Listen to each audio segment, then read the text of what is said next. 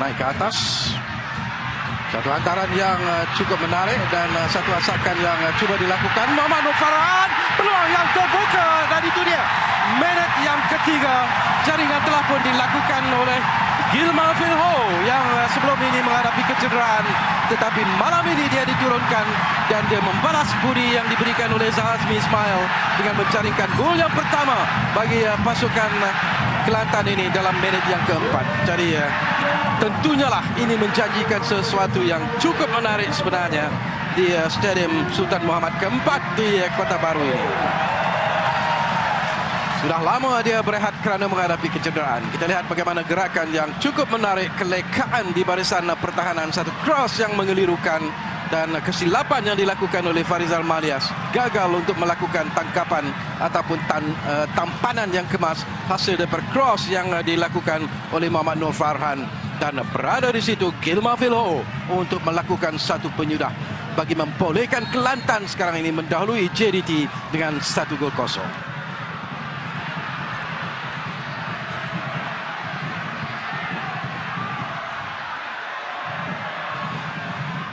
Jadi begitulah kegembiraan yang dipamerkan oleh Gilmaphil Ho. Rasa kepuasan yang tidak terhingga setelah lama berehat sebenarnya. Nazrin.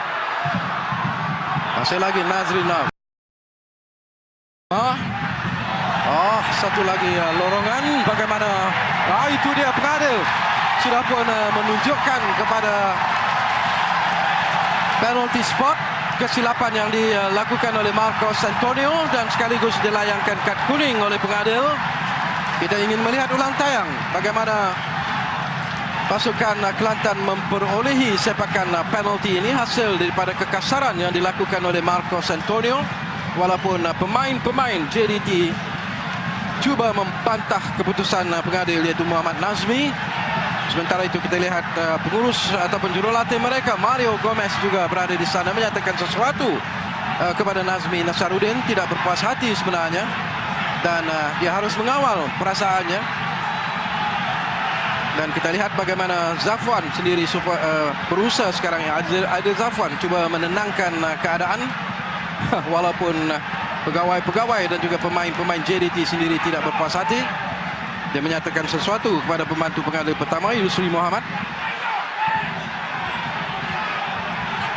Dan kita lihat bagaimana Farizal Malias juga begitu marah sekali dan apakah ini akan mengakibatkan pengadil mungkin akan melayangkan satu lagi kad kuning. Tetapi apapun, kita mungkin ingin melihat ulang tayang bagaimana insiden ini berlaku. Apakah keputusan yang dibuat oleh Nazmi itu tepat? Walaupun Syafiq masih lagi tidak berpuas hati dengan keputusan Nazmi. Kita lihat sekali lagi ulang tayang. Satu lorongan yang menarik. Tetapi apakah di sana Marcos Antonio secara sengaja menjatuhkan Gilmaphil Ho yang memangnya berada dalam posisi yang menarik untuk melakukan sesuatu, tetapi mungkin dari angle ini agak kurang jelas. Tetapi apapun, saya percaya Muhammad Nazmi mungkin dapat melihat sesuatu yang lebih jelas daripada kedudukannya.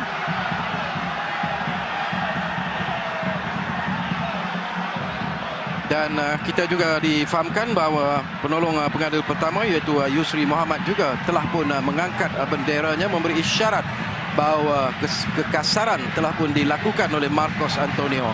Dan itu sudah pastilah mengukuhkan lagi ataupun mengakibatkan Muhammad Nazmi meniupkan whistle untuk memberikan sepakan penalti. Sesuatu yang cukup menarik sebenarnya, sesuatu yang mungkin masih lagi dipertikaikan oleh pemain-pemain JDT seperti apa yang kita lihat di gambar sekarang ini.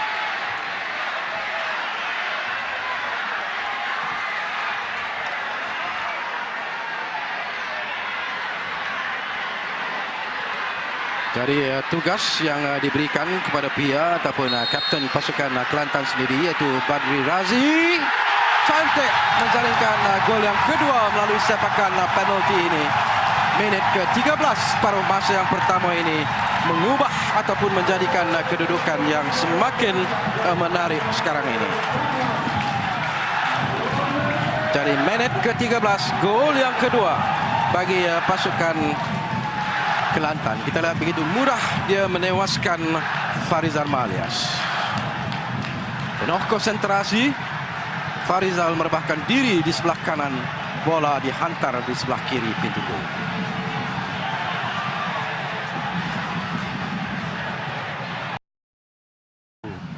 Yang kita lihat di gambar ini. Pemain inilah yang sangat-sangat diharapkan oleh pasukan JDT dan juga penyokong-penyokong mereka. Permainan yang menarik sentiasa dipamerkan oleh Luciano Figueroa. Pemain yang tidak pernah menyerah kalah. Pemain yang akan sentiasa berusaha habis-habisan. Seorang striker yang cukup prolific bagi pasukan JDT. Dan setakat ini sudah pun menjaringkan 10 gol dalam Liga Super setakat ini. Sepakan sudut sekarang ini. Syafiq Rahim. Satu delivery yang menarik daripada Syafiq. Dan terlepas. Satu lagi peluang dan itu dia gol. Cantik sebenarnya. Satu percubaan yang cukup menarik dilakukan daripada luar kotak penalti. Dan situasi yang agak kelang kabut. Kita lihat bagaimana dua percubaan lebih awal daripada pemain JDT terlepas. Dan akhirnya kita lihat bagaimana Mahali Jasuri berjaya melakukan satu finishing yang cukup kemas. Kita lihat ulang tayang bagaimana terlepas dan itu dia Mahali, rempatan kaki kanan yang cukup kencang untuk menewaskan Khairul Fahmi. Kerana terlebih dahulu Aidil Zafwan dan juga Marcos Antonio terlepas. Kita lihat bagaimana Marcos Antonio juga terlepas dan akhirnya Mahali yang tidak dikawal dapat meledakkan satu percubaan kaki kanan yang cukup kencang sekaligus menewaskan Khairul Fahmi Cemat. Jadi minit ke-50 barangkali akan merubah situasi sekarang ini kerana kedudukan sudah pun berubah dengan dan akhirnya gagal untuk menewaskan Khairul Fahmi Cemat. Jadi sudah ada kelonggaran di barisan pertahanan pasukan JDT. Kelantan pula sekarang ini mencuba gol. Cantik percubaan yang dilakukan oleh Muhammad Nur Farhan dalam minit yang ke-51. Gol yang ketiga bagi pasukan Kelantan.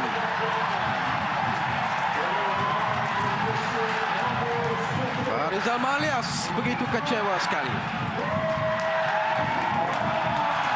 Dalam keadaan yang tidak dijangka-jangka, kita lihat bagaimana Muhammad Nur Farhan meledakkan pula satu percubaan yang cukup menarik daripada luar kotak penalti, tepat menuju sasaran sekaligus menewaskan Farizal Malias.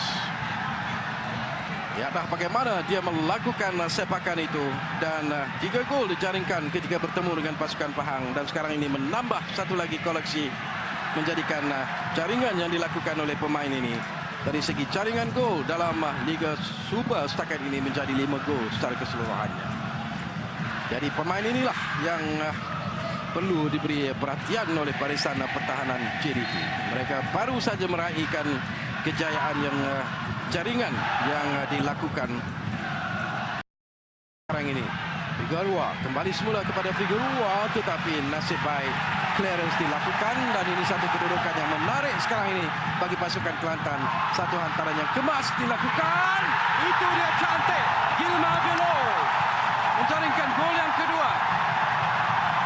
Hasil daripada hantaran tepat daripada Wan Zahrul Nizam. Minit ke-83. Jadi menjadikan kedudukan sekarang ini 4-1. Dan Gilma Velo menjaringkan 2 gol. Satu dalam separuh masa yang pertama. Dan satu lagi gol sebentar saja lagi. Ataupun sebentar saja tadi. Kita lihat rempatan kencang daripada Gilma Velo. Dia tampanan yang kemas. Dan kemudiannya meledakkan satu sepakan yang cukup kencang. Dan walaupun mencuba Farizal Malias, tetapi dia gagal untuk menyelamatkan percubaan yang cukup menarik